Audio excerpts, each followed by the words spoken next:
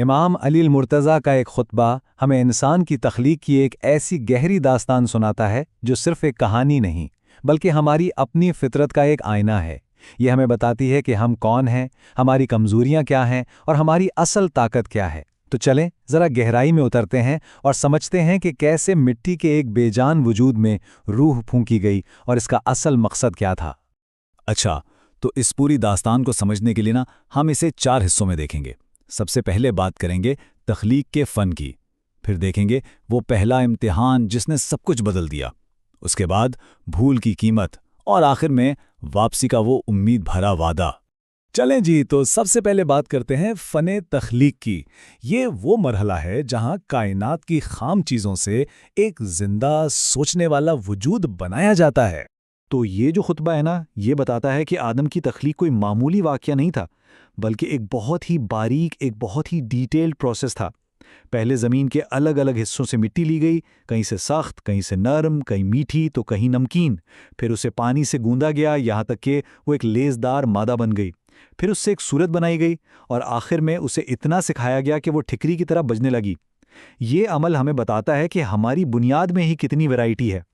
اور پھر وہ لمحہ آتا ہے جو سب کچھ بدل دیتا ہے، جب اس مٹی کے بے جان ڈھانچے میں روح پھونکی جاتی ہے اور وہ ایک جیتا جاگتا، سوچنے سمجھنے والا انسان بن کر کھڑا ہو جاتا ہے۔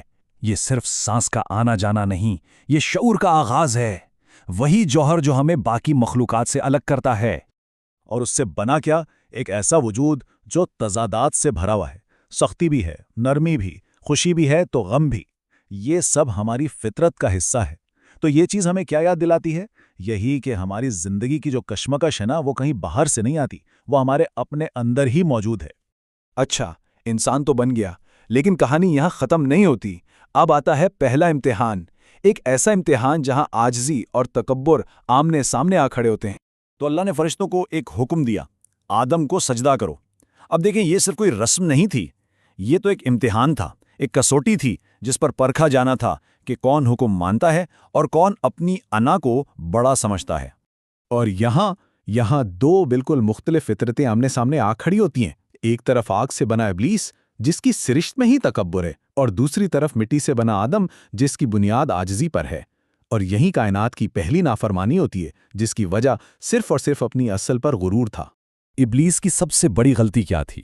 یہی کہ اسے اپنے آگ سے بنے ہونے پر غرور تھا اور اس نے مٹی سے بنی مخلوق کو کمتر سمجھا۔ یہ بہت گہرا سبق ہے کہ کیسے اپنی ذات یا نسل کا غرور انسان کو خالق کے حکم کے سامنے بھی اندھا کر دیتا ہے۔ اب آتے ہیں آدم کی طرف۔ تکبر کا امتحان تو ہو گیا، اب باری تھی بھول کی، ایک ایسی کمزوری کی جس کی بہت بھاری قیمت چکانی تھی۔ تو آدم کو ایک بہترین جگہ دی گئی، جنت، جہاں ہر طرح کا سکون تھا، حفاظت تھی، لیکن ایک وارننگ بھی ساتھ تھی۔ انہیں صاف صاف بتا دیا گیا تھا کہ ایک دشمن طاق میں ہے، یعنی یہ سکون بھی ایک طرح کا امتحان ہی تھا۔ تو یہاں ایک بہت گہرا سوال پیدا ہوتا ہے، اور یہ سوال صرف آدم کے لیے نہیں، ہم سب کے لیے ہے کہ جب ہمیں خطرے کا پتہ ہوتا ہے پھر بھی ہم سے غلطی کیوں ہو جاتی ہے؟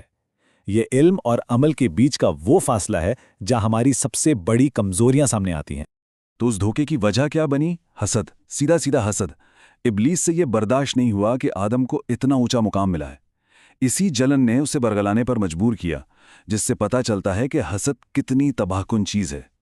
اور اسے غلطی کا نتیجہ کیا نکلا؟ یہ کوئی معمولی نقصان نہیں تھا، یہ ایک بہت بڑا سودا تھا، ایک بہت ہی مہنگا سودا جہاں انسان نے اپنی سب سے قیمتی چیزیں کھو دیں، یقین کو شک کے بدلے بیچ دیا، مضبوط ارادے کی جگہ کمزوری نے لے لی، خوشی خوف میں بدل گئی، اور بے فکری کی جگہ پچھتاوے نے لے لی۔ یہ صرف جنت سے نکلنا نہیں تھا، یہ اپنے اندر کی جنت کو کھو دینا تھا۔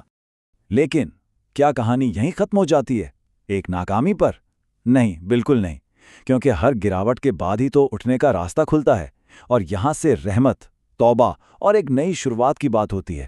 یہاں اللہ نے آدم کو توبہ کا تصور سکھایا، اور توبہ کا مطلب صرف سوری کہنا نہیں ہے، اس کا اصل مطلب ہے واپس پلٹنا، اپنی غلطی سے، اپنی نافرمانی سے واپس اللہ کی طرف پلٹنا۔ یہ ایک امید ہے کہ ہر غلطی کے بعد واپسی کا دروازہ ہمیشہ کھلا رہتا ہے۔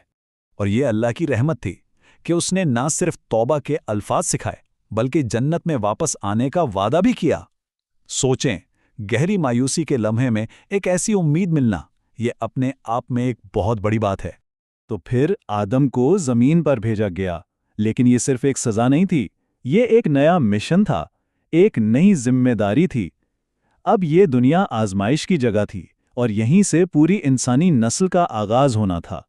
تو مٹی سے روح تک کا یہ سفر، جنت سے زمین تک کی یہ داستان، ہمیں آخر میں ایک بہت بڑے سوال پر لا کر کھڑا کر دیتی ہے۔ کیا زمین پر ہمارا ہونا ایک سزا ہے، یا یہ ایک نئے اور بڑے مقصد کی شروعات ہے؟ اس کا جواب شاید کسی کتاب میں نہیں، بلکہ ہم میں سے ہر ایک کے اپنے زندگی کے سفر میں چھپا ہے۔